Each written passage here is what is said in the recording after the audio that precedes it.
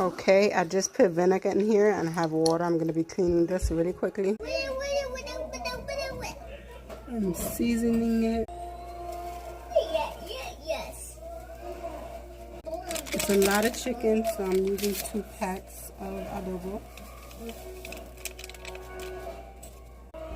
Using the parsley for color. I'm using some mustard and water, whatever. 1 egg should be good. Okay, it's freshly seasoned and cut. I'm going to put it in my flour. It's seasoned flour. This is the ending. I got a little bit more, but it'll be my chicken.